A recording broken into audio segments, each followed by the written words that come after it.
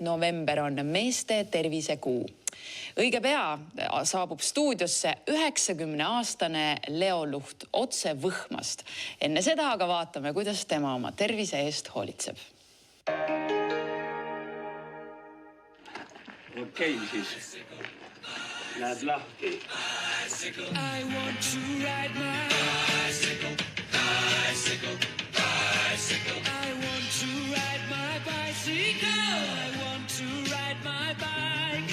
I want to ride my bicycle. I want to ride it where I like. You say black, I say white. Meie järgmine külaline on saabunud täna hommikul siia stuudiosse otse Võhmast. Tere tulemast, härra Leo Luht. Tervist. Millal te viimati meie kaunist pealinna külastasite üldse? Jah, aasta nimetus on tal vist 93 ringis. Miks te nii ammu pole Tallinnas käinud? Ei ole tõmmanud ja ma usun, et mida vanemaks saad, seda tõmme väiksemaks veel läheb. No nüüd te tegite sellise väikse tiiru siin Tallinnas. Ikka võib öelda, et Tallinn hakkab ka juba Euroopa. Ma muidugi Euroopas ei ole käinud rohkem kui Ungaris, aga sinna Euroopa linnade hulka jõudma.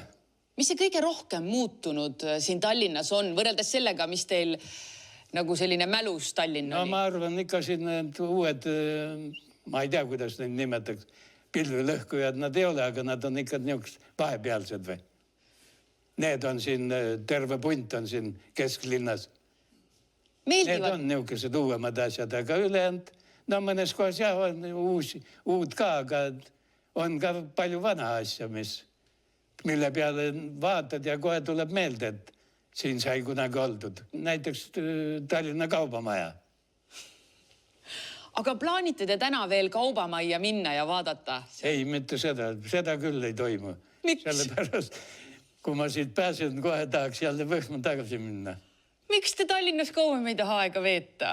Ei ole minu koht. Me kutsusime täna hommikul teid siia, seepärast, et novembrikuu on meeste tervisekuu. Jah. Ja teie saite suvel 90-aastaseks. Ja ma arvan, et teie võite olla küll eeskujuks meile kõigile, kuidas oma tervise eest tuleb hoolitseda. Sest olen kuulnud lugusid, et te käite igal hommikul rattaga sõitmas ja see ring on 22 kilomeetrit. Õigus küll, jah. Miks te seda teete? Miks te ei maga rahulikult hommikul kell 5? See on niisugune naljakas lugu. Tegelikult ma ei ole tõotanud kellelegi, et ma nüüd tahaks seda teha, aga omast arust ma selle peale on välja läinud, kuna mul isa lasti 42-aastaselt maha. Kommunistid lasid maha. No teie perekond oli küüditatud, eks? Jah. 7-aastaselt Eestist. Neid, kes sinna surma juba läksid, need ei olnud küüditatud, need olid arreteeritud. Üks venelaste nõks oli see, et võtame perekonnad ja küll siis isa järgi tuleb. Ja oli ka niimoodi. Ja no kes see isa ikka oma perekonda laseb seda Sibirisse viia, et järgi ei tule. Niimoodi saadi need isad ka kätte. Ehk et see elu, mis te praegu elate, see 90 aastat, te elate kohe kogu pere eest? No jah, niimoodi ma enda arvates tahaks teha, et elan iga aasta, mis vähegi võimalik on isa kasuks. Aga kuidas te rattasõidu juurde jõudsite? See on arstide viga, nad võtsid, mul oli siin sääre peal oli ühesõnaga tromb ja oligi ja muud ei jäänud üle, kui see tuli ära eemaldada, aga seda ma ei teadnud, et terve selle asjaga eemaldaks terve see soon niisama alt labajalas kuni kubemeni ära. Siin on 8 sedasi väiked sisse lõiget, millest ta võeti, kus võeti välja. Nüüd on mul selle jala verevarustus. Teda absoluutselt põlegi õiti. See alt labajalg on sinine nagu pada. Ja nüüd siis ma käisin mööda perearsti ja hakkas valutama. Perearst ütleb, et siin ei aita midagi. Tuleb maha võtta. ma ütlesin, maha nüüd võtma küll teda ei hakka. Kõigepealt katsume ikka midagi muud teha. Ja hakkasin siis jooksta. Ma teadsin, et jooksuda niikuinii ei saa, sellepärast see jooksmisega ikka peab hästi head jalad olema.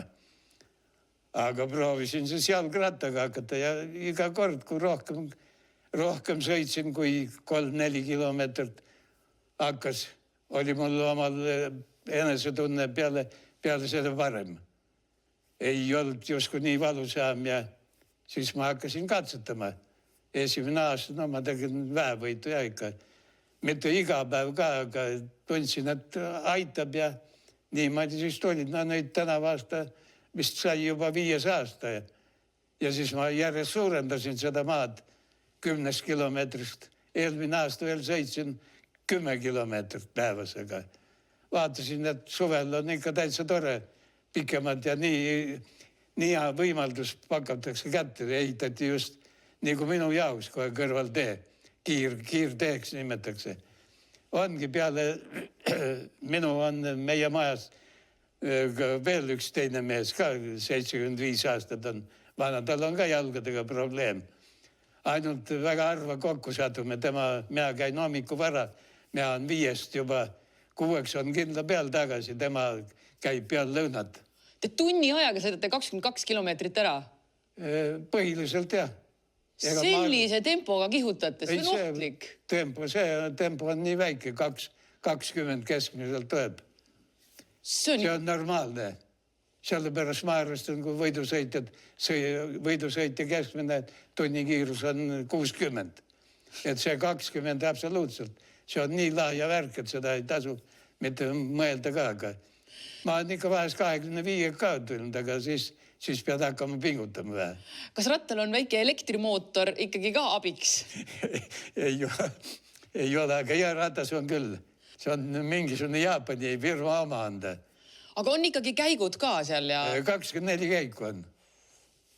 Natuke vähe, sellepärast neid oleks juurde vaja.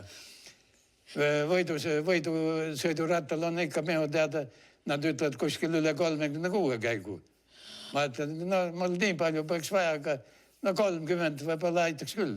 Aga kui suur jalgratta entusiast on teist saanud, et siin ju toimuvad rahvaspordiüritused ja kus inimesed sõidavad kõik koos ratastega, tahaksite mõnelt ka osa võtta? Ei, ma tean, et meie küla sealt, mitte küla, vaid kunagi olime kolhoosis koos.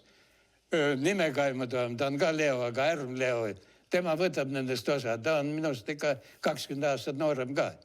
Tal on päris võidusõiduratas ja tal poeg teeb võidusõitu ja võtab nendest rahvaüritustest osa. Ma rääkisin temaga ja ütleb, et no sinu tasemega veel ei tasuks sinna minna.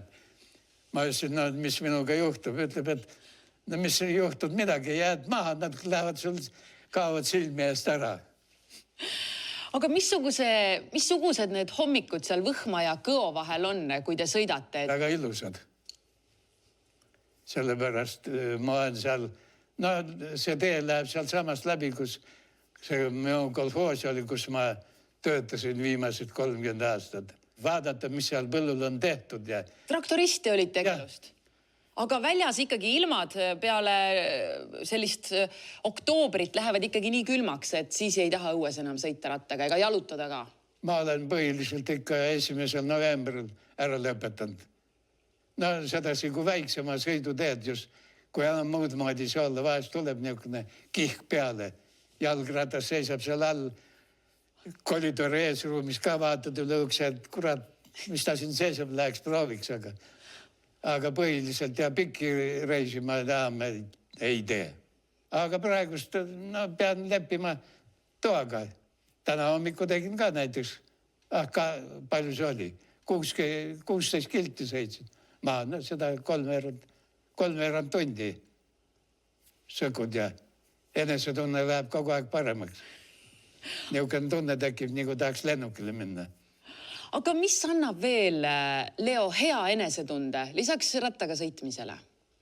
Kui sul on see sisemine mootor ka terve, nii et ta ei jupsi.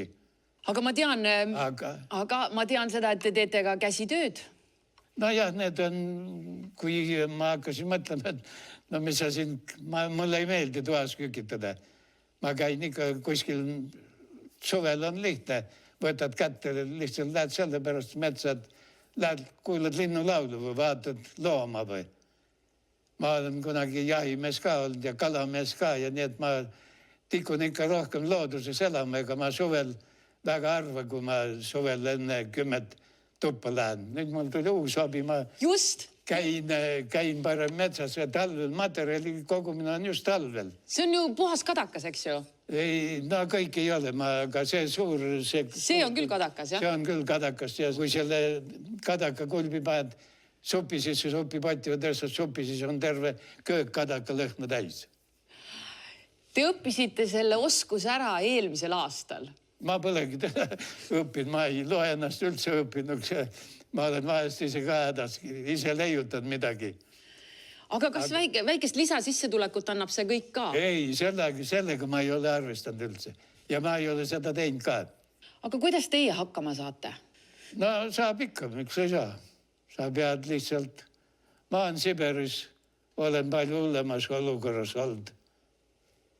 Ja no inimene õpib. Seal sai ära õpitud see asja, et võib ära elada mitte millegistki. Sellepärast, et peale ema surma jäime me 3 last kõik ilma kaarde. Ühesõnaga, mitte midagi. Järgmisel, 2-3 päeva istusime seal toas ära, kus me olime ja siis, kui nälg hakkas näpistama, siis pidi midagi ette võtma. Lihtsalt mina võtsin kätte, lasin sealt jalga. Mida õed tegid, seda ma ei tea. Nad olid 2 aastat minust.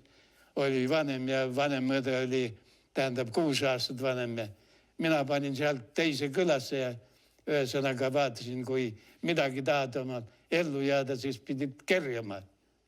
Ja ka see 1 päev ei toimunud. 5 aastat sai seda ametit peetud. Nii et mul on päris hea kogemus selle leivaraasu saamiseks. Leo, mis on kõige suurem elutarkus, mille te selle 90 aasta jooksul olete õppinud või mida te endast noorematele saate hingele panna? No eks ta on niisugune, sul peab ikka olema päris hea mõtlemine ja pea peab natuke või kui ta sul ei tööta, siis sa pead töötama paema ja ikka mõtlema selle peale ka. Kui sa oled noor ja sul on kõik on korras, hea tervis ja elu on normis, sa oled abielus, heas abielus, ma mõtlen, nagu mina olin. Me elasime ära peaaegu 60 aastat ja olema ka selleks asjaks valmis, et sa ei jää kogu aeg nooreks, et sul iga aastaga jääd sa vanemaks ja mida, kui sa jääd vanemaks, siis sa pead rohkem pingutama. Ma võin öelda, et ma isegi 90-sel ka veel ei tunne, et ma olen mingisugune vanur ja ma ennast vanaks küll ei pea. Mul tekib mingisugune meeleärm, kui nimetakse. Mul lapsed on, mul 3 tüdrukud on ja nad ütlevad mulle, kuule, vanaisa, sa oled vanaks jäänud. Ma olen ära aja naerma, pole mul häda midagi. Aitäh selle täna hommikuse kohtumise eest. Teile ka. Väga tore oli kohtuda.